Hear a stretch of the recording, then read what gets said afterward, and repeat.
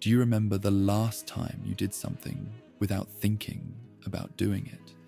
The last time you felt something without simultaneously analyzing why you felt it? The last time you were so absorbed in an experience that the voice narrating your life went silent? Children have this. Animals have this. The capacity to be fully present without the second layer of consciousness that watches and judges and interprets. But somewhere in the process of becoming intelligent, of developing self-awareness, of learning to think about thinking, that simplicity is lost. And once lost, it cannot be recovered through more thinking. You cannot think your way back to unself-consciousness. That is the trap. Hermann Hesse understood this in 1927. He wrote about a man so intelligent that he could explain in perfect philosophical terms why he could not enjoy a simple evening, why music irritated him, why other people's happiness felt like an accusation, why every moment of potential joy was ruined by the voice in his head, explaining why the joy was false or temporary, or based on illusions he could no longer believe. And the question the book asks is unbearable. What do you do when intelligence becomes the obstacle? When understanding becomes the cage? When the thing that was supposed to elevate you is exactly what prevents you from living? The book is called Steppenwolf. The Steppenwolf in German, a steppe wolf, a wolf of the empty plains. Not a forest wolf, part of a pack, embedded in ecosystem. A wolf alone on barren ground where nothing grows. That is the image Hesse chose. Not noble solitude, not chosen isolation. Just a creature in the wrong landscape, unable to find what it needs to survive. The protagonist is Harry Haller, 47 years old, living in a rented room in a respectable Swiss town. He has enough money from an inheritance to not work, not enough to matter, just enough to survive in a kind of suspended animation between poverty and comfort. And he spends his days alone, reading, listening to music, drinking wine, thinking. And the thinking is destroying him, because Harry cannot do anything without watching himself do it. He cannot listen to Mozart without analyzing his own emotional response to Mozart, cannot walk through the street without observing his own observation of the street, cannot feel anything without immediately asking whether the feeling is genuine or performed or constructed or remembered or anticipated. The consciousness never stops. The commentary never ends. And the result is that he is always slightly outside his own life, always separated from direct experience by the thinnest membrane of self-awareness. Hesse knew what he was writing about. He was 49 when Steppenwolf was published in 1927, and he had just gone through a crisis that nearly destroyed him. His first marriage collapsed after 14 years. His wife, Maria, developed severe schizophrenia. His 3 sons were taken from him. World War I happened, and Hesse, a committed pacifist, watched Germany celebrate industrialized slaughter. He spoke against the war publicly. He was called a traitor. Former friends stopped speaking to him. He was isolated in Switzerland while his country tore itself apart. And in the middle of this, he began psychoanalysis with Joseph Lang, a student of Carl Jung. Not because he wanted intellectual understanding, because he was on the edge of suicide. And in those sessions, something unexpected happened. He discovered that the story he had been telling himself about who he was, the neat narrative of Hermann Hesse, the sensitive artist, the misunderstood genius, that story was too simple. That underneath the surface personality were dozens of other personalities, contradictory, incompatible, all real. And the attempt to be one unified person, to have a coherent identity, was violence against his own multiplicity. This insight became Steppenwolf, not a memoir, not autobiography, but a map of what happens when self-awareness becomes so intense that it destroys the self it is aware of. Harry Haller believes he has two souls. He calls them the man and the wolf. The man loves Mozart and Goethe and philosophy and beauty and order. The man wants to be good, civilized, refined. The wolf hates everything, sees through pretenses, wants to bite, wants to howl, wants to destroy the carefully maintained illusions that allow civilized life to function. And Harry thinks this is his problem, this division, this internal war between refinement and instinct. He thinks if he could just integrate these two sides, if the man could tame the wolf, or the wolf could liberate the man, then he would be whole. Then he could live. But the book is going to show him that this story is wrong, that having two souls is still too many souls, that the real number is not two, it is thousands. And the suffering comes not from being divided, but from trying to not be divided, from the need to organize chaos into narrative, from the requirement that a self be consistent when selves are never consistent. Early in the book, there is a scene that reveals everything. Harry is invited to dinner by a former professor and his wife. Respectable people, kind people. They are trying to include him, trying to make conversation. The professor's wife has cooked. The table is set. Everything is warm and domestic and normal. And Harry sits there watching himself sit there, watching his own face make appropriate expressions, watching his mouth say appropriate things, and hating every second. Not because they are doing anything wrong, because he cannot be present, cannot meet them where they are, cannot stop the commentary long enough to just be at a dinner. The professor shows him something, a painting of Goethe, a portrait he is proud of, and it is terrible, sentimental, the kind of art that reduces complexity to comfort. And the professor asks what Harry thinks, and Harry, unable to lie, unable to perform the kindness that would cost him nothing, tells the truth.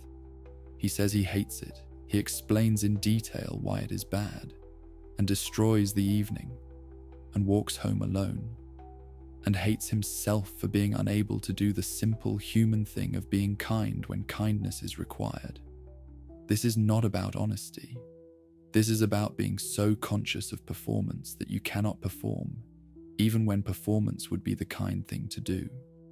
So aware of inauthenticity that you cannot be inauthentically kind. So committed to truth that you sacrifice connection, and then suffer from the loneliness that commitment produces. Hesse is not judging Harry, but he is not celebrating him either.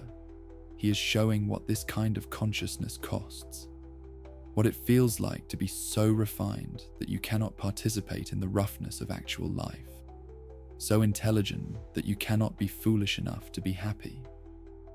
After that dinner, Harry walks through the town, and the smell of order, of cleanliness, of domestic life functioning normally makes him nauseous.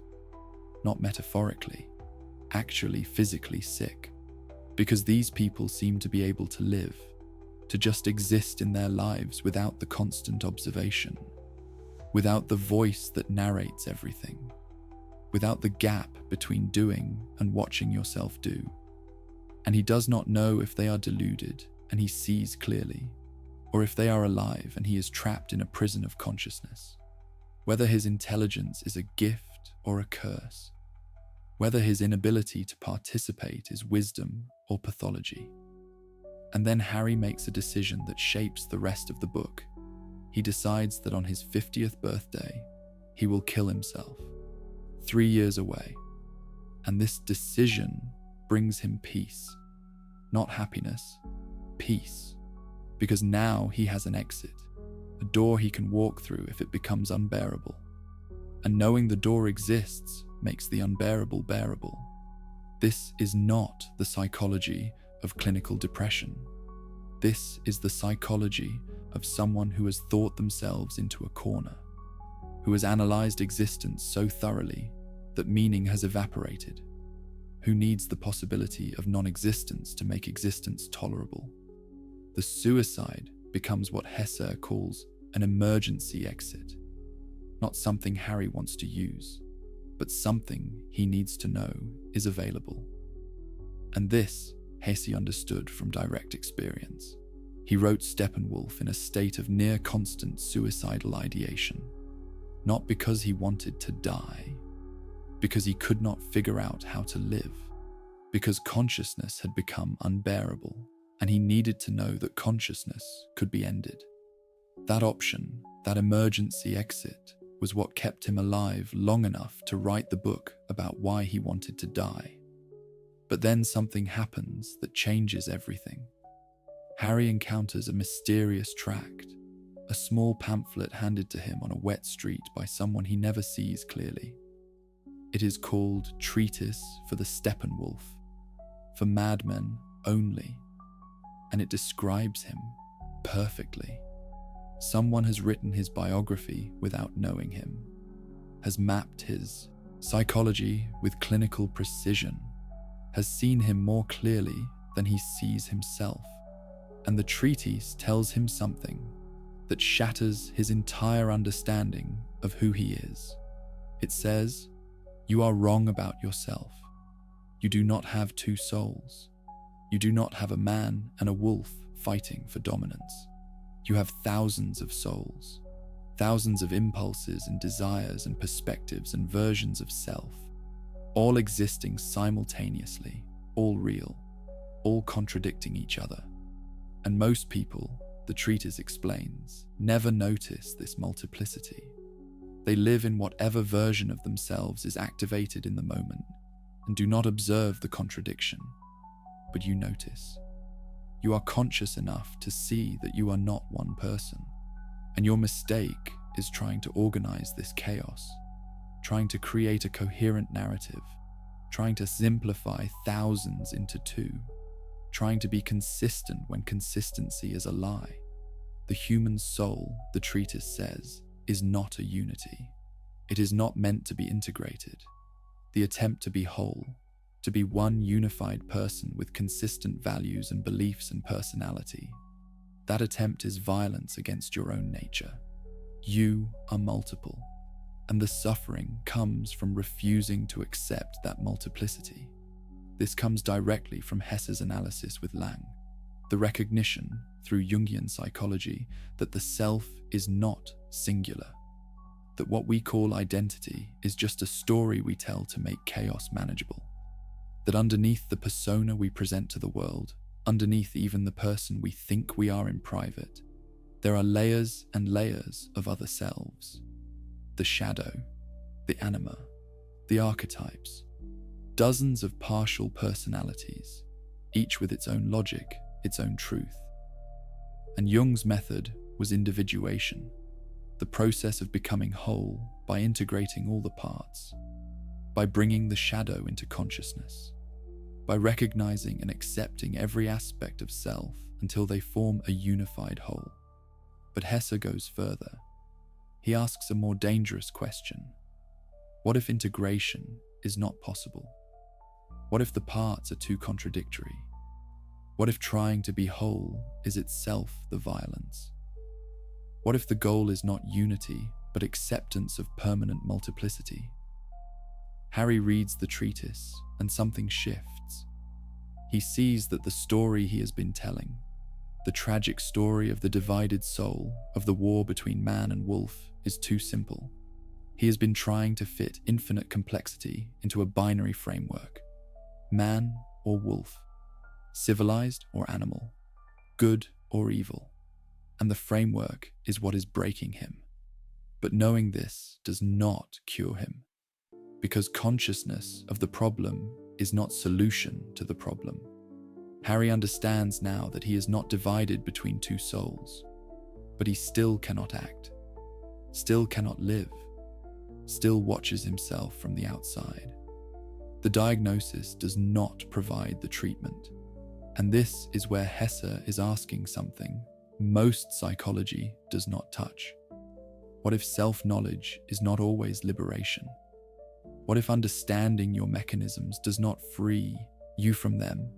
What if consciousness itself, past a certain intensity, becomes the cage rather than the key?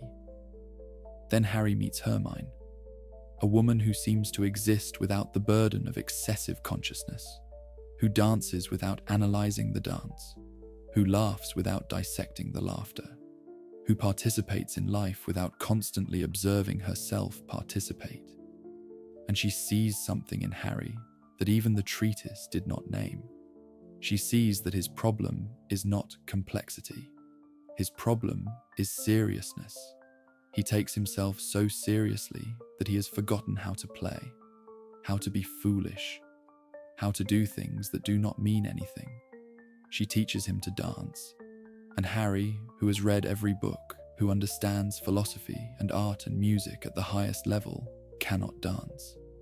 Because dancing requires not thinking, requires being in the body without watching the body, requires surrender to rhythm without analyzing why you are surrendering. And he cannot do it.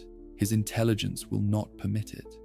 Every movement is observed, every step is judged. He is simultaneously the dancer and the critic of the dance, and the critic destroys the dancer before the dancer can move. And Hermine introduces him to Pablo, a saxophone player, a jazz musician, and Harry hates jazz. It seems primitive to him, unrefined, not Mozart, not Beethoven, just noise and rhythm and bodies moving without thought. But Pablo does something Harry cannot do.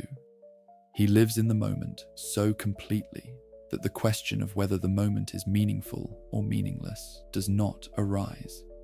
He plays, he gets high, he exists in his body, and he is happy in a way that Harry, with all his intelligence and refinement, cannot access. And Harry watches them with mixture of envy and contempt. Envy because they have what he has lost, the ability to be unself-conscious, the capacity to just be without the second layer of observation.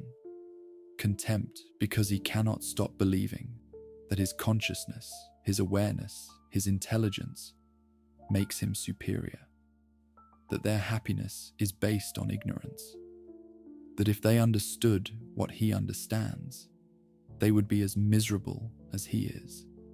This is the trap Hesse is mapping, the trap of intellectual pride, the belief that because you can see through illusions, you are above them, the conviction that your inability to participate is actually enlightened refusal to participate, the mistake of thinking that paralysis is transcendence.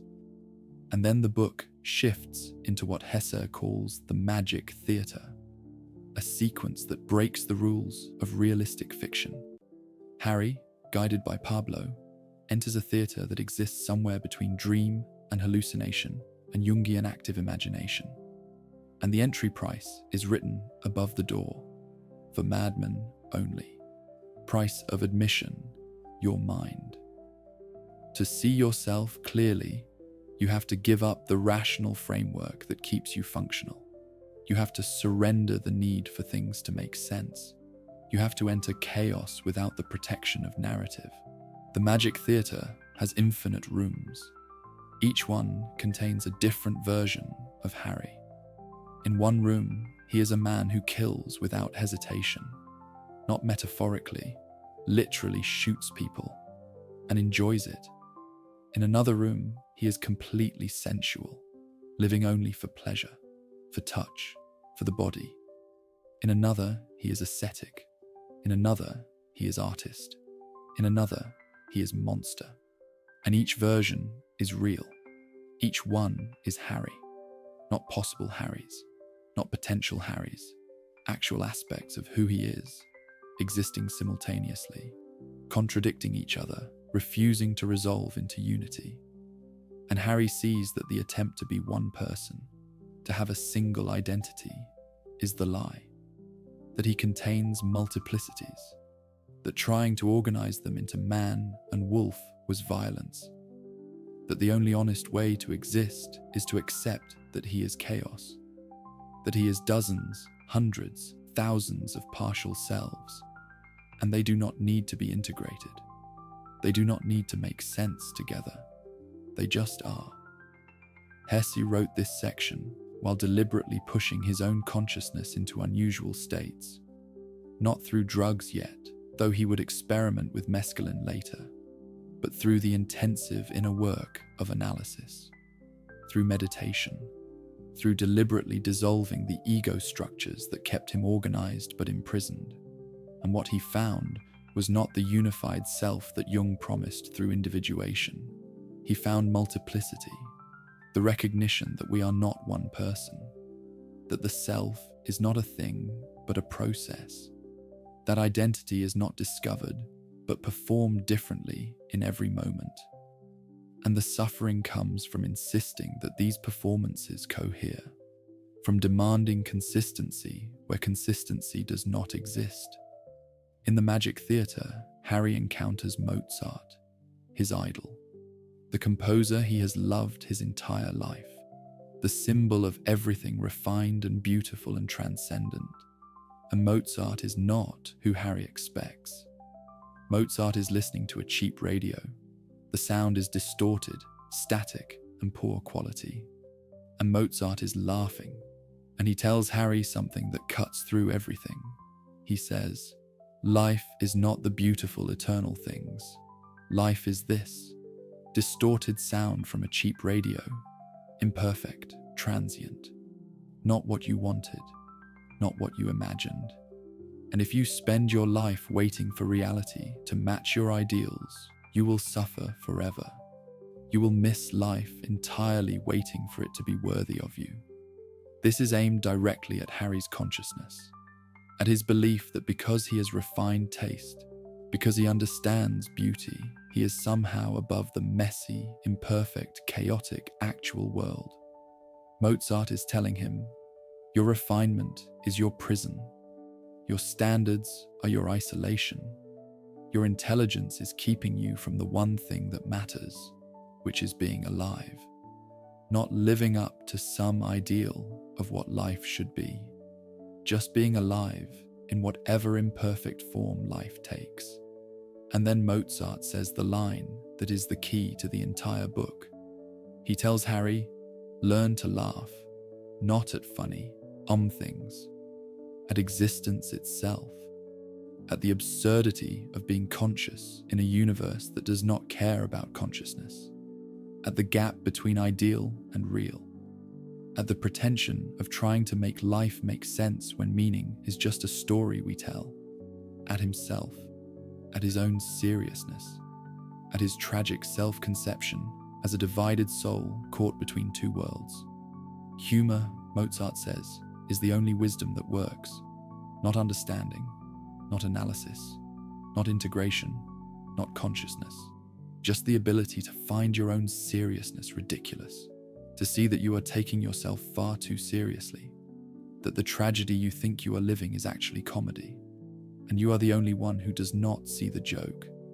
Hesse believed this, or at least he was trying to believe it, because humor is what he lacked.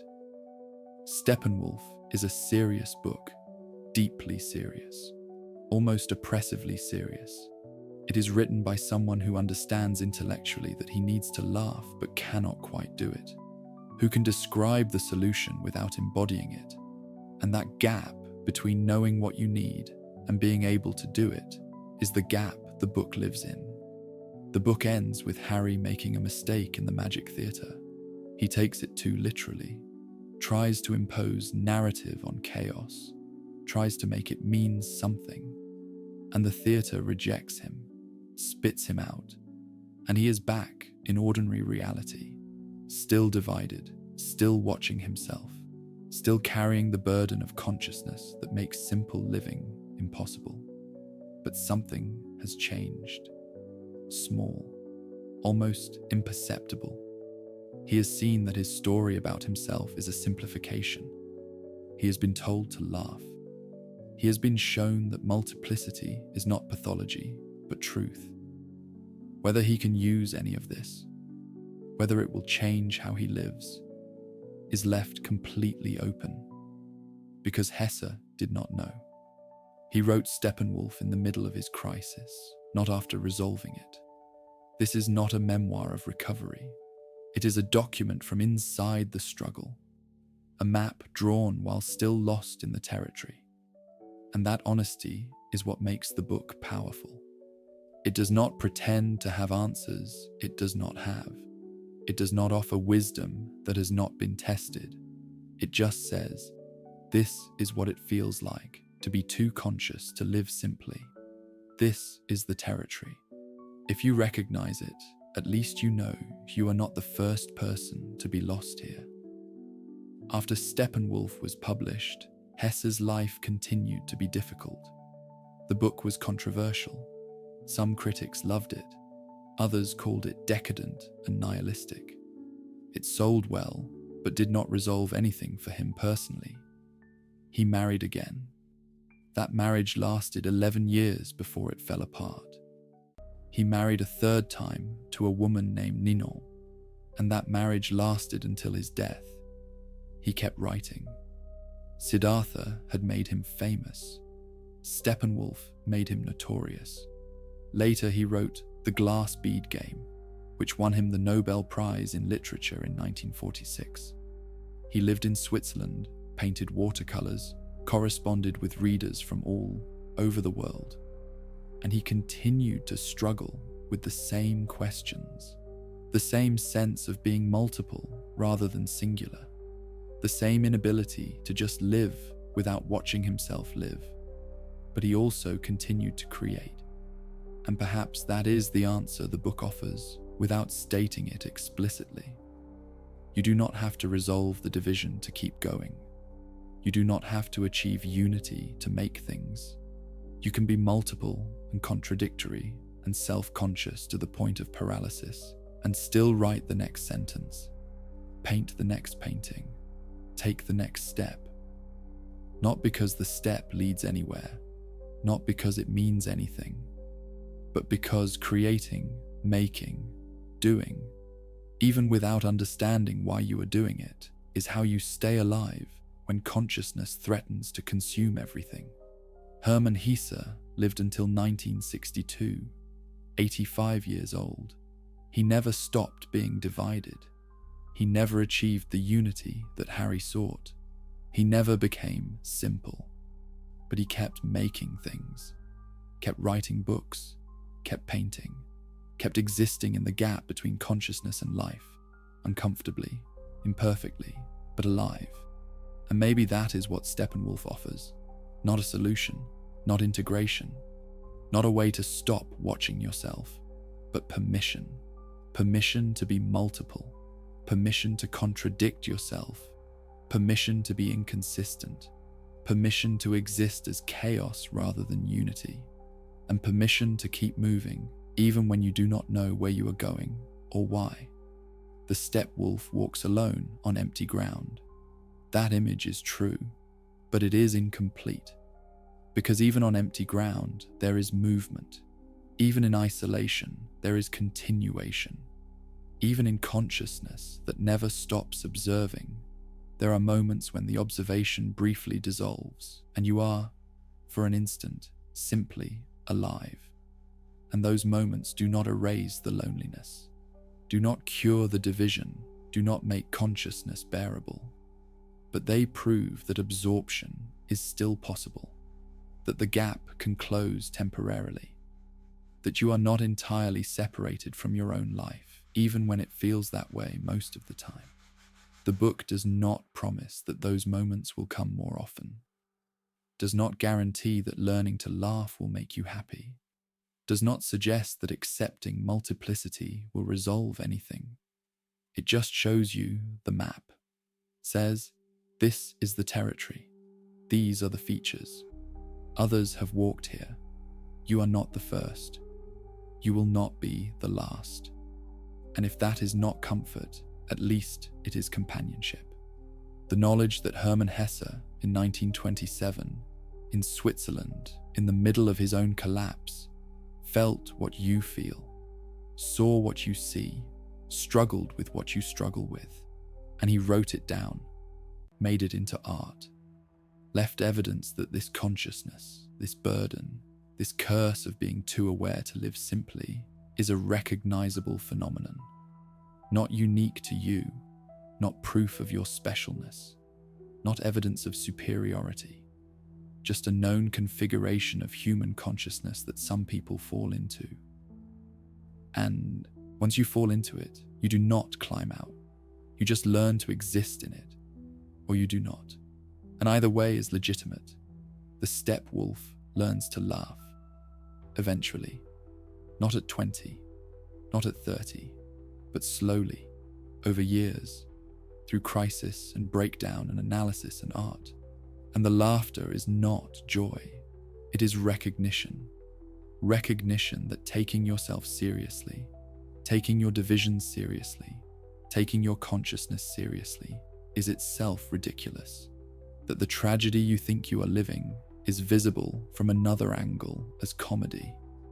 That you have been the straight man in a cosmic joke, and everyone else has been laughing except you.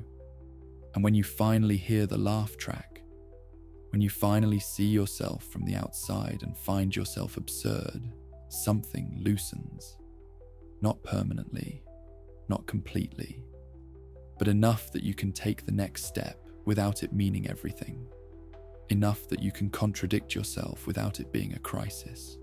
Enough that you can be multiple and accept that multiplicity without needing to resolve it into unity. This is what Mozart teaches Harry in the Magic Theatre. This is what Hesse learned slowly over the decades after Steppenwolf.